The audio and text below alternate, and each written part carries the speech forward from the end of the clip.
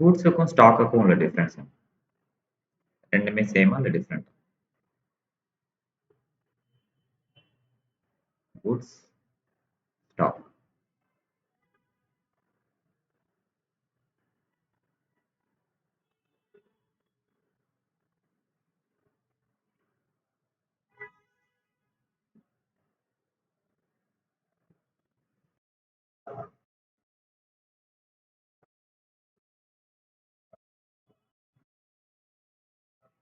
ம்.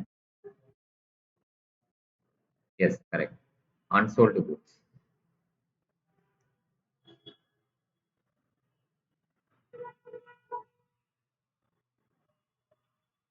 இப்போ எக்ஸாம்பிளுக்கு ஒரு mobile phone vendor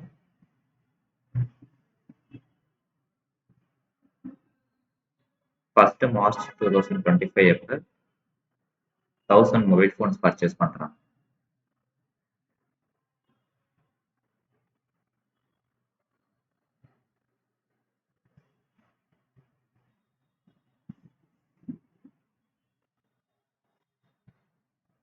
March 2025. So year end அப்ப 800 மொபைல் ஃபோன் வந்து சேல் பண்ணிட்டாங்க. ஸோ அப்போ பேலன்ஸ் இருக்க 200 மொபைல் ஃபோன்ஸ் தான் க்ளோசிங் ஸ்டாக். கிளியரா? இதில் another thing, mobile phone purchase பண்றப்போ பர் மொபைல் ஃபோன் வந்து அவங்க 8,000க்கு பர்ச்சேஸ் பண்றாங்க. பட் மார்க்கெட்ல சேல் பண்றப்போ பர் மொபைல் ஃபோனை 10,000க்கு சேல் பண்றாங்க. கிளியரா? இப்போ இந்த கேஸ் பார்த்தீங்கன்னா 200 மொபைல் ஃபோன் வந்து க்ளோசிங் ஸ்டாக். எந்த வேல்யூல எடுக்கணும்?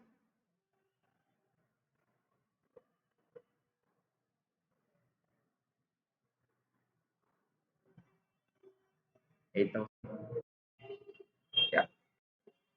எஸ், இது ரெண்டுத்துல whichever is less, cost or net realisable value. 8,000. Clear?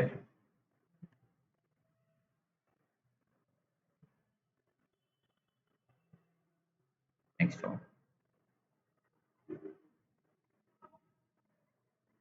Yeah. So இப்போ ஏ வந்து பிக்கு மொபைல் ஃபோன் சேல் பண்றாங்க. பி வந்து அவங்களுக்கு கேஷ் பே பண்ணிடுறாங்க. இந்த transaction clear? Yeah. After that ஒரு 1 வீக் ஆர் 10 டேஸ் அப்ப பி வந்து மொபைல் ஃபோனை ஏக்கு ரிட்டர்ன் பண்ணிடுறாங்க.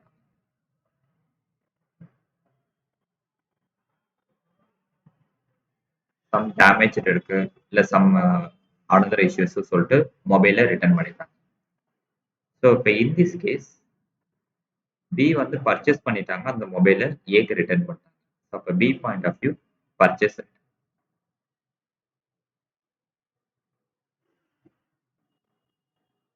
அதுவே ஏ கேஸ் கூட்ஸை பிக்கு சேல் பண்ணியிருக்காங்க, அவங்கள்ட்ட இருந்து ரிட்டர்ன் ஆயிருக்கு. Sales return. கிளியரா?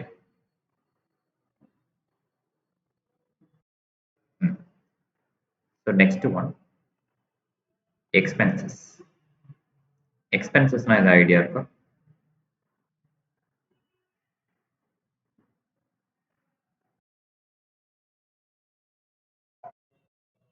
கரெக்ட்.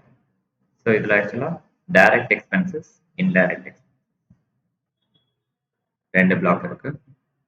ஸோ டைரக்ட் எக்ஸ்பென்சஸ்னா இன்சிடென்ட்ஸ் டு சேல். சேல் பண்றப்போ என்னென்ன எக்ஸ்பென்சஸ் ஆகுதோ அது டைரக்ட். இன்டைரக்ட் எக்ஸ்பென்சஸ்னா சப்போர்ட் டு சேல்ஸ். சேல் ஆகிறதுக்கு அடிஷனலாக பேக்ரவுண்ட்ல என்னென்ன ஒர்க் பண்ணணுமோ அந்த மாதிரி காஸ்ட் வந்ததுன்னா அது இன்டைரக்ட். இப்போ டைரக்ட் கேஸ்ல பார்த்தீங்கன்னா என்னென்ன இன்க்ளூட் ஆகும்னா வேஜஸ்,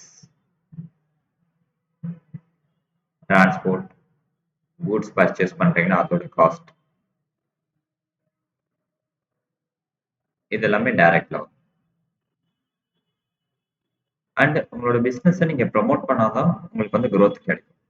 அதுக்காக நீங்க அட்வர்டைஸ்மெண்ட், அதுக்காக ஒரு பிளேஸ் எடுக்குறீங்க. அதுக்கு கட்ட வேண்டிய ரெண்ட், எலக்ட்ரிசிட்டி,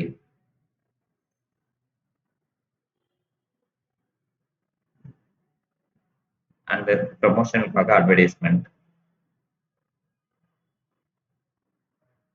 அண்ட் கம்பெனிஸ்க்கு எம்ப்ளாயி இருந்தாங்கன்னா அவங்களுக்கு கொடுக்க வேண்டிய சேலரி, இது எல்லாமே இன்டைரக்ட்ல வரும். கிளியரா? Next one, profit, income, gain. மூணுமே சேமா இல்ல டிஃப்ரெண்டா?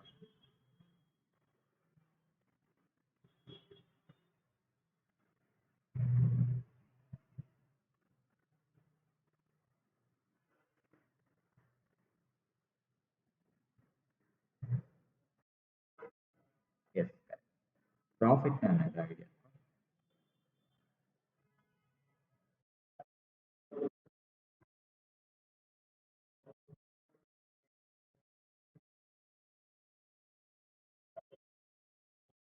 கரெக்ட்.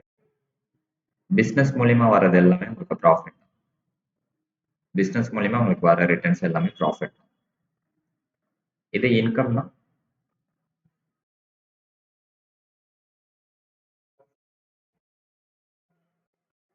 ஓகே.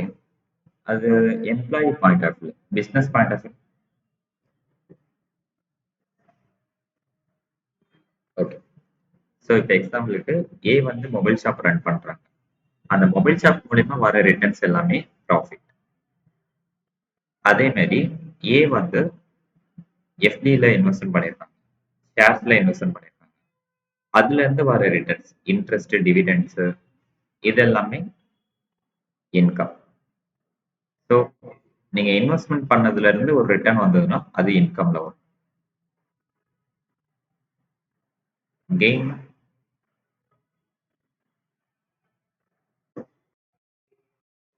ஓகே. கெயின்னா ப்ரொஃபஷனல் ரிலேட்டடா வர்றது.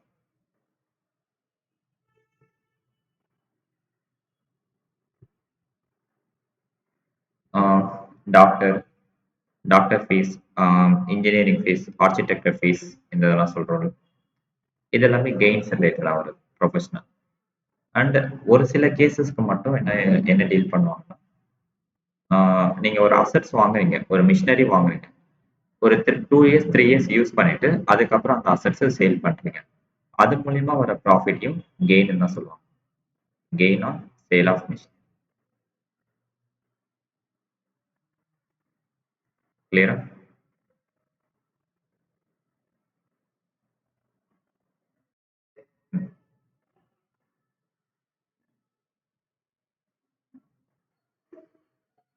நெக்ஸ்ட் ஒன், சால்வென்சினா என்ன, இன்சால்வென்சினா என்ன?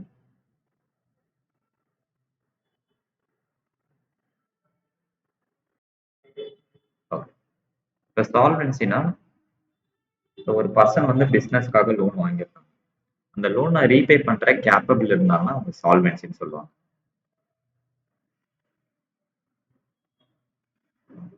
ஏபிள் டு லோன் வாங்கிட்டு அதை ரீபே பண்ற கேப்பபிள் இருந்தாங்கன்னா அவங்கள சால்வென்சின்னு சொல்லுவாங்க. இவன் இன்சால்வென்சிங்கிறது அந்த லோனை வாங்கிட்டு திரும்ப ரீபே பண்ற கேப்பபிள் இல்லைன்னா அவங்கள இன்சால்வென்சின்னு சொல்லுவாங்க. பட் இன்சால்வென்சிங்கிறது ஃபர்தரா கோர்ட் வந்து டிக்ளேர் பண்ணிருக்கணும்.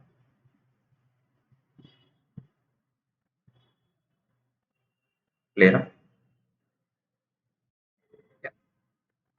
இப்போ எக்ஸாம்பிளுக்கு டி வந்து ஏட்ட இருந்து லோன் பேரோ பண்ணிருக்காங்க.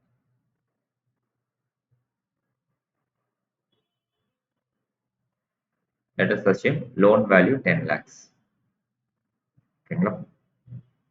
இப்ப ஏ வந்து இன்சால்வென்சி ஆயிட்டாங்க. ஸோ பி ஆல அந்த அமௌண்ட்டை ரெக்கவர் பண்ண முடியாது. ஆனா பிட்ட வந்து சம் ப்ராப்பர்ட்டிஸ் இருக்கு. சே ப்ராப்பர்ட்டிஸ் வேல்யூஸ் வந்து 6 லேக்னு அசம்ஷன் எடுத்துக்கோங்க. அந்த ப்ராப்பர்ட்டியை பி வந்து டேக் ஓவர் பண்றதுக்கு ரைட்ஸ் இருக்கு. கிளியரா? இப்ப லோன் அமௌண்ட் பாத்தீங்கன்னா 10 lakhs. அதுல உங்களுக்கு ரியலைஸ் ஆனது 6 lakh. ஸோ அந்த டிஃபரன்ஸ் அமௌண்ட் 4 lakhs இருக்கா? இதை நம்ம என்னன்னு சொல்லுவோம்னா பேட் டெட். ஸோ பேட் டெட்ஸ்ங்கிறது இர்ரெக்கவரபிள் டெப்ட்ஸ். கிளியரா?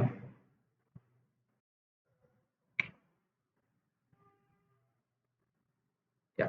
ஸோ மேஜரா பேசிக் அக்கௌண்டிங் டெர்மினாலஜிஸ் எல்லாமே முடிச்சிட்டோம். யா. இந்த பார்ட் மட்டும் நோட் பண்ணிக்கோங்க.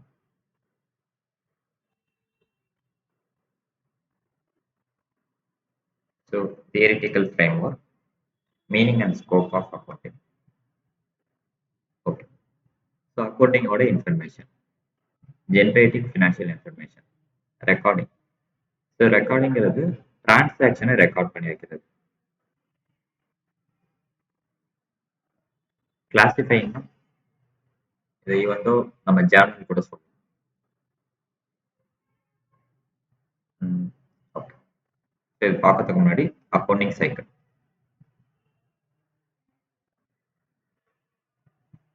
அக்கௌண்டிங் சைக்கிள்ங்கிறது ஃபர்ஸ்ட் டிரான்சாக்ஷன் ரெக்கார்ட் பண்ணுவீங்க. அந்த ரெக்கார்ட் மூலியமா ஜேர்னல் என்ட்ரி மேக் பண்ணுவீங்க. ஸோ ஜேர்னல்ல இருந்து லெட்ஜர், லெட்ஜர்ல இருந்து trial balance,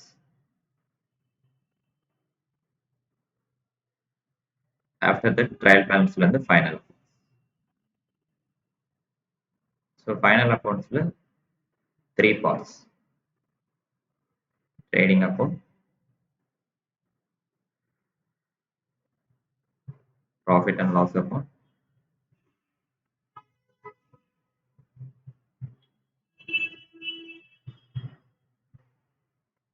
and finally balance sheet. Clear? Or another method என்ன யூஸ் பண்ணுவாங்கன்னா டிரான்சாக்ஷன் டைரக்டா சப்சிடரி புக்ஸ்,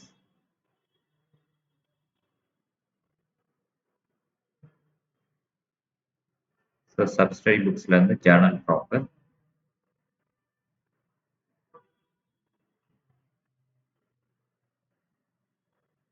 ஜேர்னல் ப்ராப்பர்ல இருந்து லெட்ஜர், லெட்ஜர்ல இருந்து ட்ரையல் பேலன்ஸ், ட்ரையல் பேலன்ஸ்ல இருந்து final.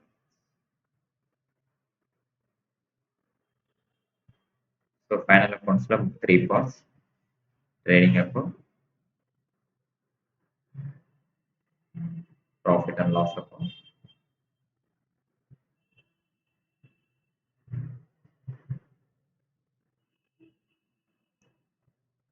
Last one balance.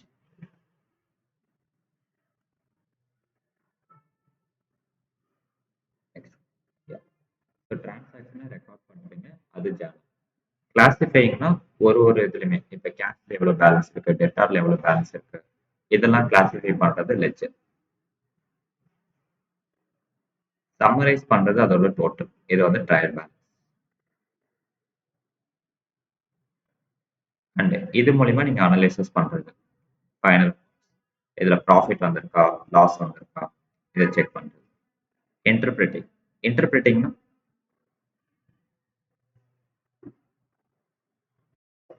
Okay. So இப்போ ஒரு பர்ச்சேஸ் வந்து கிரெடிட் பர்ச்சேஸ் நடந்திருக்குன்னா அந்த பர்ச்சேஸை எக்ஸ்பென்சிவ் தான் ட்ரீட் பண்ணுவீங்க. அவங்களுக்கு இன்னும் பேமெண்ட் பண்ணனா அவங்க கிரெடிட்டார்ஸ், லைபிலிட்டி. அதுதான் இன்டர்பிரட்டிங். கிளியரா? கேஷா பே பண்ணீங்கன்னா உங்களோட கேஷோட வேல்யூ டிக்ரீஸ் ஆயிடும். உங்களோட கேஷ் பேலன்ஸ் வந்து 1 lakh இருந்திருக்கு. இப்போ நீங்க கூட்ஸ் பர்ச்சேஸ் பண்ணிருக்கீங்க 50,000. அப்போ கேஷ் வேல்யூ 50,000 வந்து டிக்ரீஸ் ஆயிருக்கும். அது இன்டர்பிரட்டிங். கம்யூனிகேட்டிங்கிறது உங்களுக்கு இருக்க இன்ஃபர்மேஷன் வச்சு நீங்க நெக்ஸ்ட் இயர்ல என்னென்ன ப்ராசஸ் பண்ணலாம் அந்த இதை செக் பண்றது communicating. So identification of transaction, input, output. Okay. So இன்புட்டுங்கிறது identification of economic event and transaction measured in financial terms. இது normal case. Accounting cycle as usual இங்க நம்ம பார்த்த இதே ப்ராசஸ். அவுட்புட். ஓகே. ஸோ இன்புட்னா ஒண்ணுமே இல்லை. இப்போ ஒரு ஷாப்ல பர் டேக்கு வந்து எத்தனை டிரான்சாக்ஷன் நடக்கும்? இப்போ எக்ஸாம்பிளுக்கு ஒரு மொபைல் ஷாப் எடுத்துப்போம்.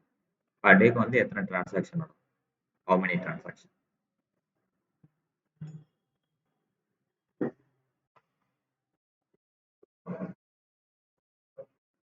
S, correct. இப்போ பர் டேக்கு வந்து 100 டிரான்சாக்ஷன் நடக்கலாம், இல்ல 2000 டிரான்சாக்ஷன் நடக்கலாம். ஸோ இந்த மாதிரி. ஸோ அது எல்லாமே உங்களோட டேட்டா இன்புட். இன்புட்ல உங்களுக்கு வந்திருக்கு. அதை அக்கவுண்டிங் சைக்கிள் ஃபார்மேட்ல கன்வெர்ட் பண்றீங்க. கன்வெர்ட் பண்ணதுக்கு அப்புறம் அவுட்புட் உங்களுக்கு தெரியும். அதுல ப்ராஃபிட் ஆர் லாஸான்னு சொல்லிட்டு. கிளியரா? இப்போ எக்ஸாம்பிளுக்கு ஒரு ஷாப்ல வந்து பர் டேக்கு வந்து 150 டிரான்சாக்ஷன் நடந்திருக்கு. ஸோ அந்த 150 டிரான்சாக்ஷன் டீட்டெயில் மட்டும் வச்சுட்டு இதுல ப்ராஃபிட் இருக்கா லாஸ் இருக்கான்னு சொல்ல முடியுமா?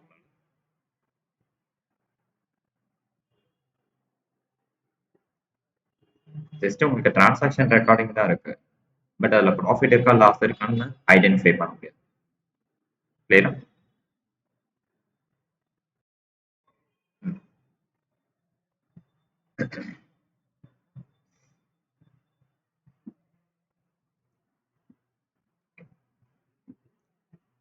Example, an individual invests 2 lakh for running a stationery business. On 1st January, he purchased goods worth 1 lakh 15,000 and sells for 1 lakh 47,000. During the month of January, he pays shop rent for the month 5,000 and finds that still he has goods worth 15,000 in hand. The individual performs on economic activity. He carries on few transactions with some events. It's not logical. He will want to know the result of his activity. Okay. So surplus வந்து 42,000 இருக்கிறதா சொல்லியிருக்காங்க. Goods sold, goods in hand, less goods purchase, shop rent paid, surplus.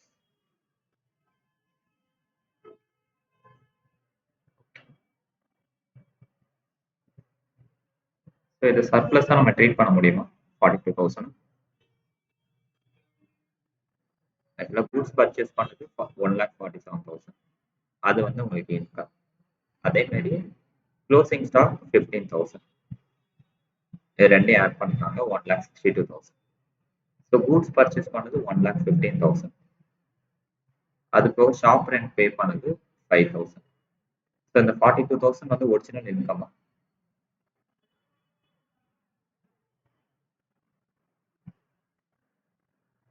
Any idea?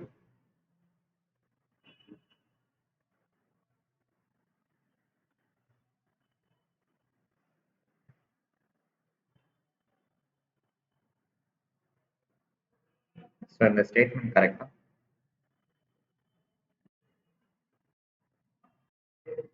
இந்த statement கரெக்டா?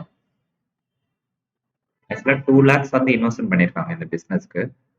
இதில் goods வந்து purchase பண்ணது 1,15,000.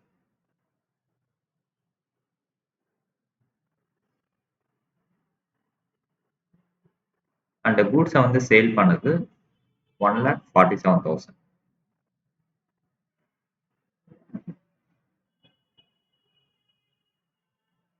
He pays shop rent for the month 5,000. Expenses 5,000.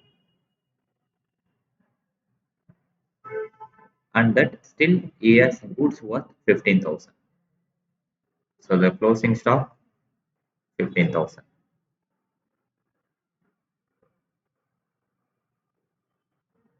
So சேல்ஸுங்கிறது அப்சல்யூட்டா இன்கம். அதே மாதிரி க்ளோசிங் ஸ்டாக் நீங்க வெளியே சேல் பண்ணல, ஸ்டாக் உங்கள்கிட்டே தான் இருக்கு. அப்போ அந்த நெட் அமௌண்ட்டையும் ஆட் பண்ணணும். ஓகேங்களா? எக்ஸ்பென்சஸ்ன்னு பார்த்தீங்கன்னா ரெண்ட், கூட்ஸ் பர்ச்சேஸ்ட். வந்து உங்களுக்கு 42,000 வந்து இன்கம். இந்த ஆங்கிள் கரெக்ட்?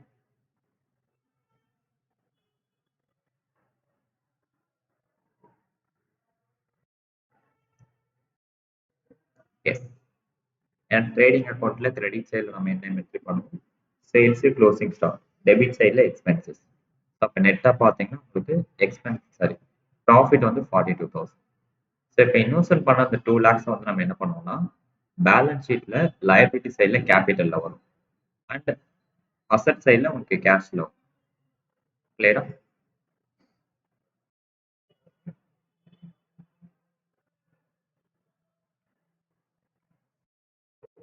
சொல்லுங்க.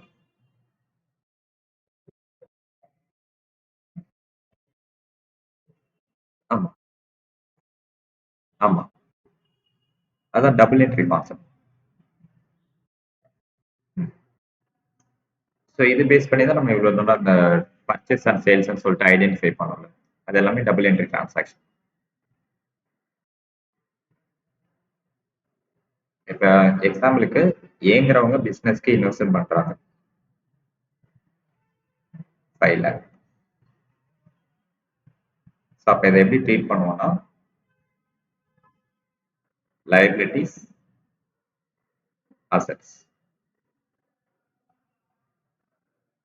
ஸோ liabilitiesல பார்த்தீங்கன்னா ஓனர் இன்வெஸ்ட்மெண்ட் பண்ணியிருக்காங்க. அப்ப கேபிட்டல். ஓனர் இன்வெஸ்ட்மெண்ட் பண்ணா நம்ம கேபிட்டல் மீன் பண்ணோம். ஸோ இப்போ இந்த 5 லேக்ஸ் வந்து கேஷா இன்வெஸ்ட்மெண்ட் பண்ணியிருக்காங்க. அசட்ஸ்ல கேஷ். ஸோ இது நம்ம செப்பரேட்டா அக்கௌண்டிங் ஈக்விட்டி டிரான்சாக்ஷன்ல இது டீட்டெயில்டா பார்ப்போம். ஓகேங்களா? அக்கௌண்டிங் ஈக்குவேஷன் ஃபார்ம்ல liabilities plus capital equal to assets. கிளியரா? Next one. Procedural aspects of accounting. Generating financial information and using financial information. Generating financial information. Recording. ரெக்கார்டிங்கிறது ஒரு ஷாப்ல பர் டேக்கு வந்து எத்தனை டிரான்சாக்ஷன் நடக்குதோ அது எல்லாமே ப்ராப்பரா ரெக்கார்ட் பண்ணி வைக்கிறது. கிளாசிஃபைங்கிறது அதுல இருந்து கேஷ் பேலன்ஸ் எவ்வளவு இருக்கு, கிரெடிட் பேலன்ஸ் எவ்வளவு இருக்கு, டெட்டார்ஸ் வேல்யூ என்ன, எக்ஸ்பென்சஸ் என்னென்னலாம் பேமெண்ட் பண்ணிருக்கோம் அதெல்லாம் கிளாசிஃபை பண்ணும். சம்மரைஸ்னா இது மூலியமா தான் நீங்க வந்து ஃபைனல் அக்கௌண்ட்ஸை நீங்க ப்ரிப்பேர் பண்ண முடியும். ஓகேங்களா? கேஷ் பேலன்ஸ், கிரெடிட் பேலன்ஸ் இதெல்லாமே பேஸ் பண்ணி தான் ஃபைனல் அக்கௌண்ட்ஸ் ப்ரிப்பேர் பண்ண முடியும். அனலைசிஸ்னா இந்த டிரான்சாக்ஷன்ல இருந்து உங்களுக்கு ப்ராஃபிட் வந்திருக்கா லாஸ் வந்திருக்கான்னு செக் பண்றது தான் அனலைசிஸ். யா. இன்டர்பிரட்டிங்னா நீ ஐடியா?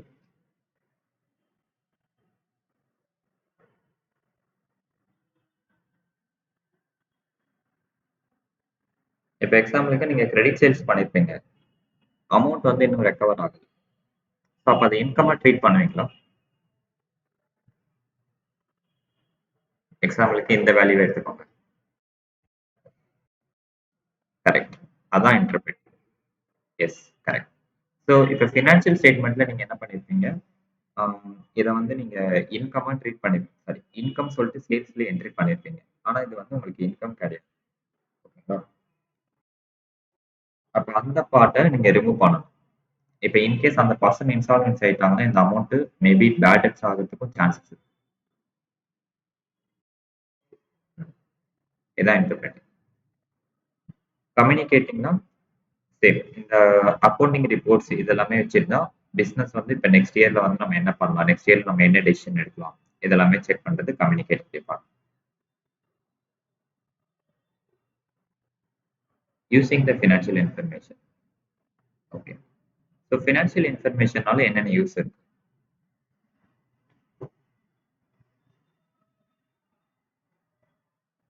ஆக்சுவலாக இதில் 2 டைப்ஸ் இருக்கு. Internal, external. இன்டர்னல்ல கம்பெனிக்குள்ள, எக்ஸ்டர்னல்னா out of the organisation. Within the organisation, out of the organisation. இப்போ இன்டர்னல்ல கம்பெனில யார் யாரெல்லாம் ஒர்க் பண்ணுவாங்க, கம்பெனில இன்வெஸ்ட்மெண்ட் பண்ணவங்க இருப்பாங்க, எம்ப்ளாயீஸ் இருப்பாங்க, அந்த கம்பெனிக்கு லோன் கொடுத்தவங்க இருப்பாங்க, சப்ளையர்ஸ் கூட்ஸ் வந்து கிரெடிட்ல கொடுத்தவங்க இருப்பாங்க, and customers, government, other agencies. இவங்க எல்லாருமே இன்டர்னல் யூசர்ஸ். எக்ஸ்டர்னல் யூசர்ஸ்ல யார் யார் வருவாங்க, இந்த ஐடியா இருக்கா?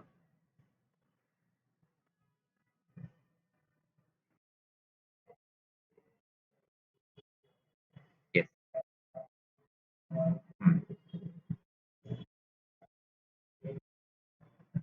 இல்ல அவங்க வர மாட்டாங்க. Tax department. Tax department, GST இவங்க எல்லாருக்குமே நீங்க ப்ராப்பரா கட்டியிருக்கீங்களா இல்லையா இந்த மாதிரி செக் பண்றது. இல்ல இந்த எக்ஸ்டர்னல் ஆடிட் சொல்லுவாங்க, அந்த மாதிரி கேசஸ்ல நீங்க ஆடிட்டருக்கு ப்ராப்பரா டாக்குமெண்ட்ஸ் எல்லாமே சப்மிட் பண்ணிருக்கீங்களா அந்த மாதிரி கேசஸ் பார்க்கணும்.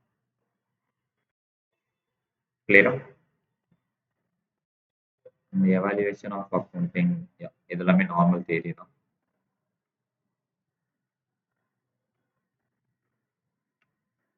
Objectives of accounting. Systematic of recording transaction. Recording transaction as usual. Recording transaction சிம்பிளா நம்ம என்னன்னு சொல்லுவோம்னா புக் கீப்பிங். ஒரு நாளைக்கு எத்தனை டிரான்சாக்ஷன் நடக்குதோ அது எல்லாமே ரெக்கார்ட் பண்ணி வைக்கிற ஒர்க்குக்கு பேர் book keeping. Ascertainment of result. Result என்ன ஆக்சுவலா?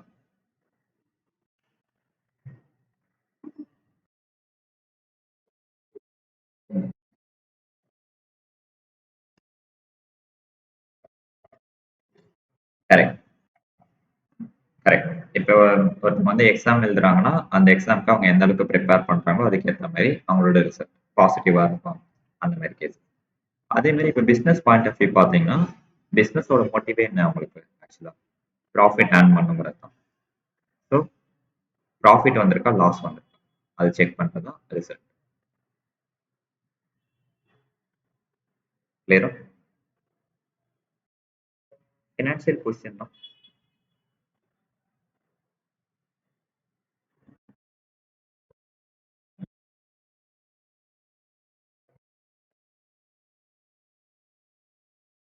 ஓகே. ஸோ இதை சிம்பிளா நீங்க எப்படி ஞாபகம் வச்சுக்கலாம்னா டெப்ஸை ரீபே பண்ற கேப்பபிள் இருக்கான்னு பார்க்குறது. இப்போ கம்பெனி லோன் வாங்கியிருப்பாங்க, அந்த லோனை ரீபே பண்ற கேப்பபிள் இருக்கான்னு பார்க்குறது. அதான் financial position. Next one, providing information to the user for the rational decision making. Decision மேக்கிங்னா அது ஐடியா இருக்கும்.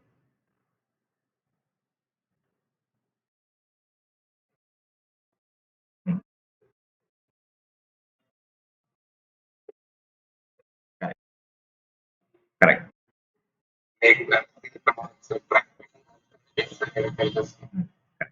இப்போ எக்ஸாம்பிளுக்கு ஒரு ஸ்டீல் இண்டஸ்ட்ரின்னு எடுத்துக்கோங்க. கரண்ட் இயர்ல அவங்க நல்லா ப்ராஃபிட் பார்த்துருக்காங்க. இப்போ எக்ஸாம்பிளுக்கு 2025ல அவங்களோட ப்ராஃபிட் அமௌண்ட் பார்த்தீங்கன்னா let us assume 20 crores. Maybe அவங்க நெக்ஸ்ட் இயர்ல என்ன டிசிஷன் பண்ணலாம், அவங்க ப்ராஃபிட் நல்லா இருக்கு, ஸோ அதனால பிஸ்னஸ் வந்து நம்ம எக்ஸ்பான்ஷன் பண்ணலாம், இந்த மாதிரி டெசிஷன் எடுக்கலாம். ஓகேங்களா? அடிஷ்னலா பிரான்ச்சஸ் ஓப்பன் பண்ணலாம், இந்த மாதிரி டெசிஷன் எடுக்கலாம். இன்கேஸ் அவங்களுக்கு ப்ராஃபிட் கம்மியாக வருதுன்னா எக்ஸ்பான்ஷனை கம்மி பண்ணிட்டு காஸ்ட்டை எந்த அளவுக்கு கம்மி பண்ண முடியும், இந்த மாதிரியும் பார்க்கலாம். ஓகேங்களா? அதான் decision making. So decision making எல்லாமே டிபெண்ட்ஸ் ஆன் ஃபினான்ஷியல் ஸ்டேட்மெண்ட்டை பொறுத்து தான் டிஃபர் ஆகும். ஓகேங்களா? To know the solvency position. Solvency position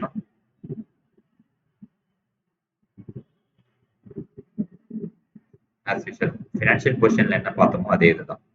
டெப்ஸை repay பண்ற கேபிட்டல் இருக்கா, ஸோ இன்சால்வென்சி ஆகணும், பிசினஸ் கரெக்டா போதா, இந்த மாதிரி கேசஸ். ஓகே. ஸோ இது அப்படியே சார்ட் மாதிரி கொடுத்துருக்காங்க. Next one, functions of accounting. Measurement என்ன ஆக்சுவலா? ஆக்சுவலா அக்கௌண்டிங் இயர் எப்போ ஸ்டார்ட் ஆகுது? when will start, when will close.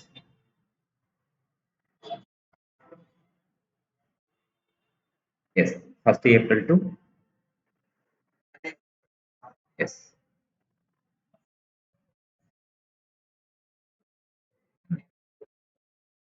S, correct. So இப்போ இந்த கேஸ்ல பார்த்தீங்கன்னா பேலன்ஸ் ஷீட் வந்து இயர்லி ஒன்ஸ் தான் நீங்க ப்ரிப்பேர் பண்ணுவீங்க. ஆனா அந்த இயர் ஃபுல்லா நீங்க ப்ராஃபிட் வருதா லாஸ் வருதான்னு தெரியாம பிசினஸ் பண்ணுவீங்களா?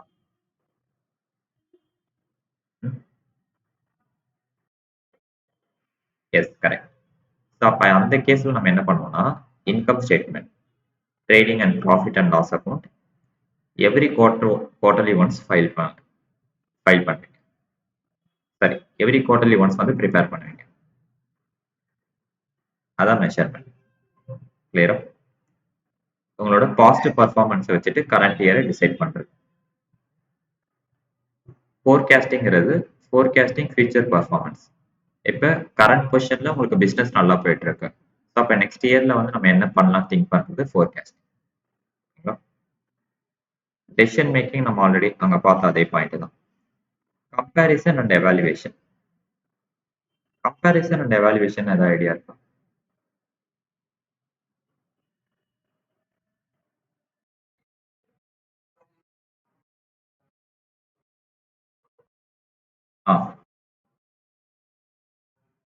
S, yes correct. ஸோ கம்பேரிஷன்லேயே 2 டைப்ஸ் இருக்கு, இன்டர்னல், எக்ஸ்டர்னல்.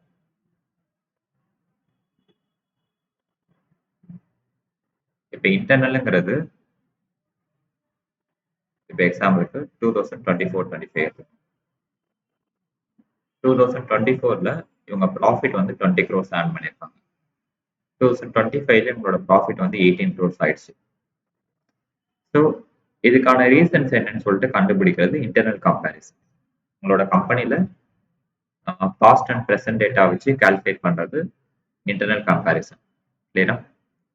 இதுவே எக்ஸ்டர்னல் கம்பேரிசன்.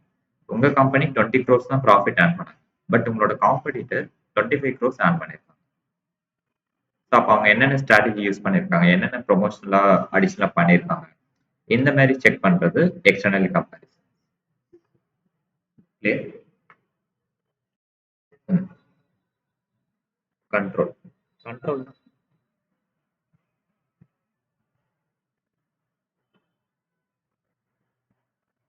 இப்போ ஒரு ஆர்கனைசேஷன்னாலே காமனாக ஒரு ஆர்கனைசேஷன்னாலே ஸ்ட்ரென்த்தும் இருக்கும், வீக்னஸும் இருக்கும்.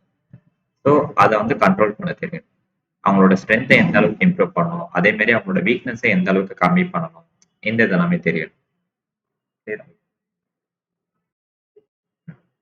Government regulation and taxation. இப்ப நீங்க வந்து பிசினஸ் பண்றீங்க, ப்ராஃபிட் எடுக்கிறீங்கன்னா அதுல ஒரு போர்ஷன் வந்து நீங்க கவர்மெண்ட்டுக்கு டாக்ஸ் ஓகேங்களா? அது ப்ராப்பரா கட்டுறீங்களா, அந்த இதை நம்ம செக் பண்ணுறோம். Next one book keeping. So book கீப்பிங்கிறது நார்மலா ஜேர்னல் என்ட்ரியை நீங்க ரெக்கார்ட் பண்ணி வைக்கிறது, அதான் புக் கீப்பிங் சொல்லுவாங்க. சரி, டிரான்சாக்ஷனை ரெக்கார்ட் பண்ணி வைக்கிறது, டிரான்சாக்ஷன் ரெக்கார்ட், இதுதான் புக் கீப்பிங். கிளியரா?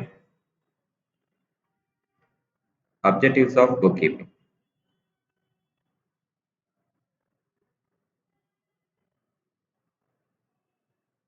So objectives of book keeping: complete recording transaction or ascertainment of financial effect. ஸோ கம்ப்ளீட் ரெக்கார்டிங் டிரான்சாக்ஷன் உங்களுக்கு தெரியும், எந்த டிரான்சாக்ஷனும் மிஸ் பண்ணாம கரெக்டா என்ட்ரி பண்ணிருக்கீங்களா, அது செக் பண்றது. Financial எஃபெக்ட்னா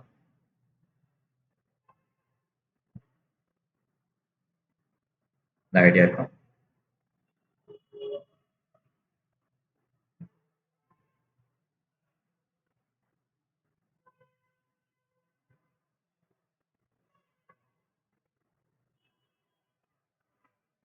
financial effect means okay. So financial எஃபெக்ட்னா உங்களுக்கு வந்து ப்ராஃபிட் வந்திருக்கா, லாஸ் வந்திருக்கா, அது செக் பண்றது.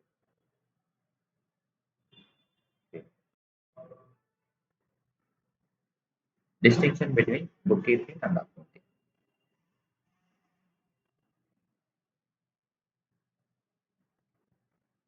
ஸோ புக் கீப்பிங்க்கும் அக்கௌண்டிங்க்கும் உள்ள டிஃப்ரென்ஸ்.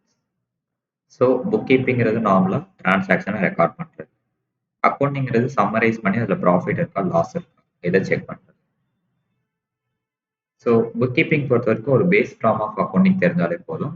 பட் அக்கௌண்டிங் வந்து இட்ஸ் எ லாங்குவேஜ், ஏன்னா அதில் அனலைசஸ், இன்டர்பிரேஷன் இது எல்லாமே இருக்கு. ஸோ ஃபினான்ஷியல் ஸ்டேட்மெண்ட் இதில் இன்டர்ஃபியர் ஆகாது, டூ நாட் ஃபார்ம். அக்கௌண்டிங்கில் ஃபினான்ஷியல் ஸ்டேட்மெண்ட் என்ட்ரி பண்ணுவீங்க, புக் கீப்பிங் தான் அதில் வந்து ஒரு கீயாகவே இருக்கும். ஸோ ஒன்லி புக் கீப்பிங்கை மட்டும் வச்சுட்டு டெசிஷன்ஸ் எதுவும் நீங்கள் மேக் பண்ண முடியாது, டெசிஷன் மேக் பண்ண முடியாது. பட் அக்கௌண்டிங்கை வச்சுட்டு நீங்கள் டெசிஷன் மேக் பண்ணலாம்.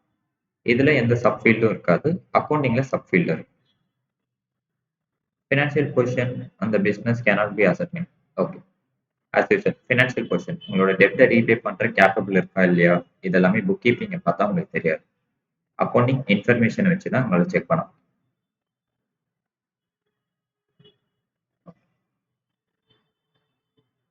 Next one சப்ஃபீல்ட் of